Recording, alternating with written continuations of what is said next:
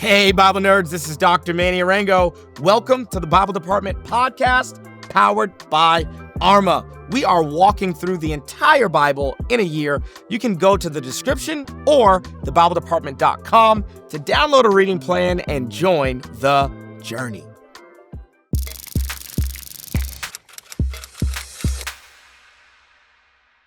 Family, we are in 1 Corinthians. So we're crossing over into a brand new book of the Bible. I'm going to break down 1 Corinthians chapter 1, 2, 3, and 4. That is our reading for the day. If you haven't done the reading, this is a great time to pause this episode and go do the reading. All right.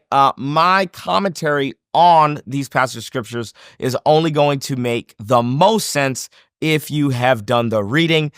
This podcast material is not to substitute the reading, is to supplement the reading. So go do the reading. For those of us who have already read 1 Corinthians 1, 2, 3, and 4, let's dive in. I've got a lot of context for us today because it's a brand new book, right? I've got more context than normal.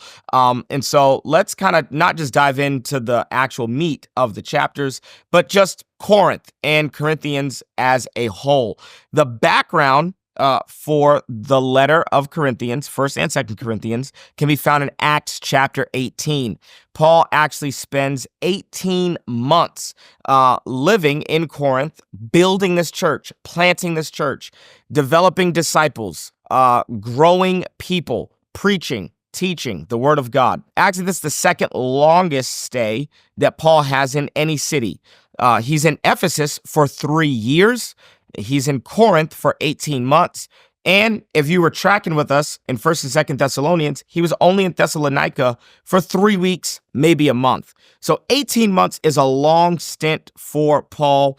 Paul has fruitful ministry in Corinth, despite the fact that Corinth is known for debauched immorality. All right. There's a saying in the ancient world, in the Greek world, not every man can afford a trip to Corinth, because Corinth was known for this Acropolis. There was this hill, largest hill in the city, and on top of that hill, on top of the Acropolis, sat the temple to Aphrodite. And 1,000 temple prostitutes worked that temple. They would come down the hill at night, and they would engage in sexually explicit, sexually immoral behavior with travelers and men in the city, because Corinth was a port city. And like many port cities, you've got tons of trade, tons of travelers. It's a cross-pollination of all types of cultures. It's kind of like I was on a missions trip to Bangkok, Thailand, years ago. And because Bangkok's a port city, and the red light district is there in the city. During the Vietnam War, tons of soldiers would come. Men from the Navy would come right there to Thailand and enter that port city and engage in prostitution. So when you think about Corinth, I want you to think about like Amsterdam, Bangkok, but I also want you to think about it's an entertainment capital. Okay, tons of theater. In the ancient world, there was this thing called the Isthmian Games. So this is a home to tons of athletes. Think NBA culture, okay? If you got NBA players, you got groupies, all right? So the Isthmian Games is second in popularity to the Olympic Games. Super, super popular in the ancient world. There's tons of nerds that debate whether or not Paul would have actually ever gone to one of the Isthmian Games. So Corinth, super major hub because of the trade, because of all the travel. Corinth was also super wealthy. And one of the things that we're going to notice as we kind of go through the book of Corinthians, 1st and 2nd Corinthians, over the next couple of days, is that wealth and status are some of the context that we need to understand in order to really understand the content of the book. So Paul's there. They've got entertainment, they've got sports, they've got prostitution, they've got trade, they've got money, but they don't have a church. And this is a great place for a church. And this is one of the most dramatic letters that we have. A lot of people will say things like, we just need to be like the early church. They kind of romanticize or glorify the early church. And sometimes, Bible nerds like me like to ask, like, which early church? Because Corinth is an early church, and they've got a lot of problems in the church. There's a guy in the church that's having sex with his dad's wife. There's divisions in the church. There are people that are pitting Christian leaders up against each other. We got celebrity culture in this church. And we got people getting drunk during communion at this church. And we got people who are living sexually loose lifestyles, but are full of the gifts of the Spirit, okay? Can prophesy and can speak in tongues, but don't have the fruit of the Spirit evident in their life. And so the book of Corinthians is a really, really, really pastoral letter. And the entire book is actually divided into sections based on the issues or the problems that Paul's addressing. So 1 Corinthians chapters 1 through 4, all about divisions. 1 Corinthians chapters 5 through 7, all about sex and sexuality. 1 Corinthians chapter 8 through 10, it's all about food, sacrifice to idols, and Christian liberty. 1 Corinthians 11 through 14 is all about the worship gathering. And then chapter 15 is all about the resurrection. And then we get a conclusion in chapter 16. So this book kind of reads like mini essays. Okay, Paul is just going through the problems that he's received from Chloe's household. Now, Chloe is probably a leader within the church, and people are meeting at her home. There's actually some debate on whether Chloe is a male name or a female name. Not really relevant. But Chloe's household has reported, Paul, I know you spent 18 months here, but man, there are problems in the church. There are real issues in the church. And so Paul is going to address those issues one by one. And so the letter of Corinthians really feels like a bunch of mini essays kind of combined together. And so here's what we got in 1 Corinthians chapters 1 through 4. Paul is going to deal with divisions in the church. There are people in the church who are saying, hey, man, we rock with Paul. We like Paul. Then there are people who are saying, man, no, we like Apollos. And actually, Acts chapter 18 tells us, says, while Apollos was in Corinth, Paul passed through the interior regions and came to Ephesus. So they kind of swap, okay? Apollos has been discipled by Aquila and Priscilla, and now Apollos is at the church leading. And so Apollos is eloquent. He's kind of like a philosopher. He's got a great command of the Greek language. And there are some people who are like, see, man, we need an educated. This is the kind of guy we need. This is the kind of leader that we identify with. And then there's other people who are like, we rock with Peter. Peter, he actually followed Jesus for real, for real. So there's some people who are like, we like Paul. He's our guy. Then there are people in the church who are like, we like Apollos, man. Man, he's regal. He's tall, he's handsome, he's educated. There's a lot of people who think that Apollos wrote the book of Hebrews because Hebrews is some of the best Greek that we have in the entire New Testament. Very erudite, formal Greek. A lot of what we have in the rest of the New Testament is kind of like street Greek, okay? Like just casual conversation Greek. And then there are these hyper spiritual people in the church, and they're like, we don't follow we don't follow human leaders. We follow Jesus. Okay. We're part of the Jesus people. And there's always these people in church who want to downplay the role of Christian leaders and just, we follow Jesus. And Paul flat out says, all of you are foolish. This is all ridiculous. Me, Apollos, Peter, we're all on the same team. And it is not mature of you to create factions within the church based on your favorite preacher. And to be honest, we have this today. Like, this is not new. Celebrity culture is not a new thing. Celebrity culture is not a modern phenomena. No, there are people in Corinth who are like, we only like it when Apollos preaches. I know people today who are like, if my pastor ain't preaching, I don't like going to church, right? That is immature. That's spiritually immature. And Paul addresses that.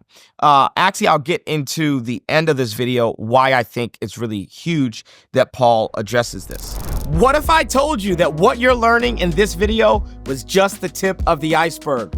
The Bible department is actually powered by Arma. What is Arma? I'm so glad you asked. Arma is an online subscription-based platform that we designed to help people, everyday people, learn the Bible for themselves. We started Arma so that anybody, anywhere, could have access to trustworthy and entertaining Bible and theology content. In addition to this podcast, we have over 60 courses on individual books of the Bible, on theology topics and on some hot topics like homosexuality, tithing, and women in ministry. But really, Arma is a community of people that I've gotten to know, a community where thousands of people are currently finding family, asking questions, and nerding out on the Bible together.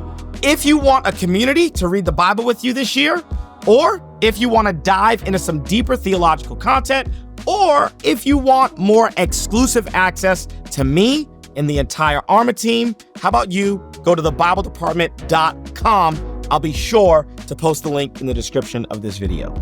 Let's make this your year to become a Bible nerd. There's some context that I need you to know.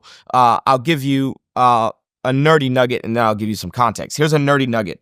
If you read 1 Corinthians chapter 5, verse 9, it says this: I wrote to you in my letter not to associate with sexually immoral people. So Paul in 1 Corinthians is actually alluding to a previous letter.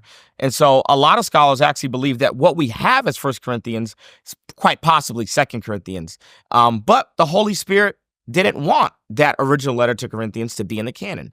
Okay, so although Paul wrote that letter, it got lost in history, and that's according to the will of God that it got lost.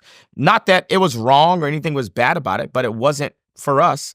But Paul does allude to that letter. That's our nerdy nugget for the day, that what we call 1 Corinthians is probably actually, like, technically 2 Corinthians. And let's get some context, actually. In the ancient world, in the Greco-Roman world, rhetoric and eloquence and sophists were massive, okay? The Greek world was the first culture to make public speaking an actual profession. And so orators would travel from town to town, and Greek people were in love with the Greek language, okay? They were fascinated and kind of obsessed with the Greek language. And so no other culture before Greek philosophers actually esteemed public speaking.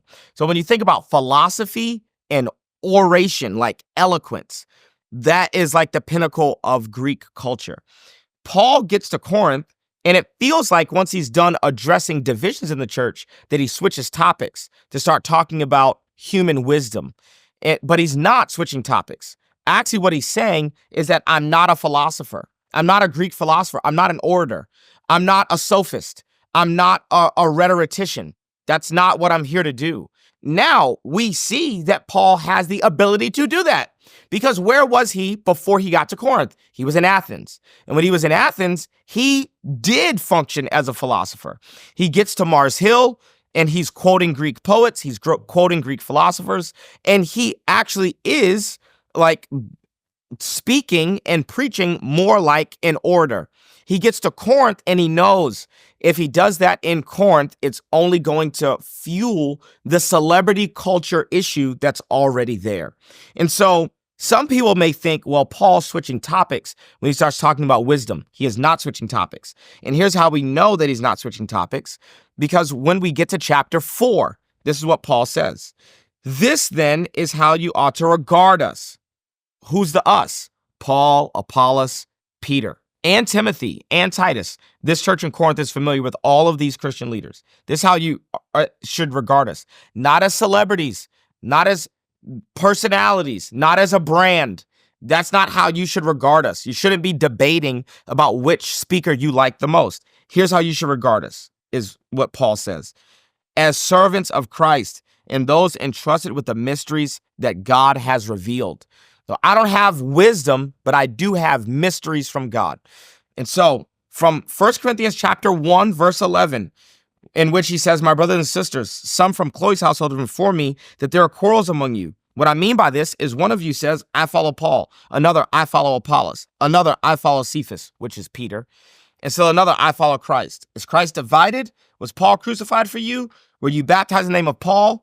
So if you take 1 Corinthians chapter 1, verse 11 through 13, and just then skip to 1 Corinthians chapter 4, where it says, then is how you are to regard us as servants. You see a clear flow of thought, right? Paul starts a thought in 1 Corinthians chapter 1 and then ends that thought in 1 Corinthians chapter 4, which means the stuff that we have in the middle about wisdom is actually about divisions. It's not a change in topic, but it's actually concerning the divisions. And the context you need in order to understand that is ancient rhetoric, ancient eloquence, Greek philosophy, that Paul is saying something about the wisdom of men versus the wisdom of God, and it has to do with the divisions that they're experiencing in the church. Let me give you my timeless truth, and then we are going to wrap today's episode. Here's my timeless truth. Celebrity culture is nothing new in church. This isn't a modern phenomenon.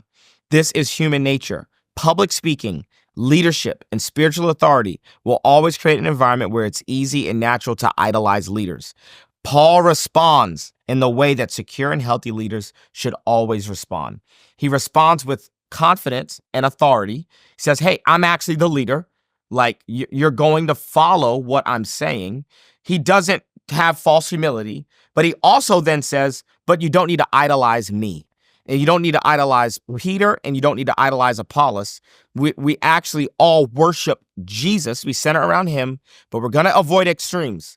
I'm going to have authority in this church because I am the leader in this church. However, you don't need to idolize me, and I'm never going to abuse that power. That is a tension that I think a lot of leaders fail to strike. We have a lot of leaders who don't have authority because they want essentially to turn the church into democracy. And then you have leaders who have so much authority that it's become really toxic. And so Paul strikes a balance. Paul could have said, yeah, don't listen to Apollos, don't listen to Peter, only listen to me. But he doesn't do that. He says, actually, you should regard us all as servants. You should have the right perspective when it comes to us. He doesn't throw the baby out with the bathwater. He retains authority. He retains influence by checking them and getting them to focus on Jesus. All right. That is 1 Corinthians chapter 1 through 4. Tomorrow, we've got 1 Corinthians chapter 5 through 7. And I'll see you right here as we dive into the content for tomorrow. Love you guys. Proud of you. Peace. Thanks so much for joining us on the Bible Department podcast. If this episode was helpful, how about you leave a comment, share with a friend, and subscribe so that you never miss an episode. To learn more about the show, head to thebibledepartment.com. We'll see you right back here tomorrow.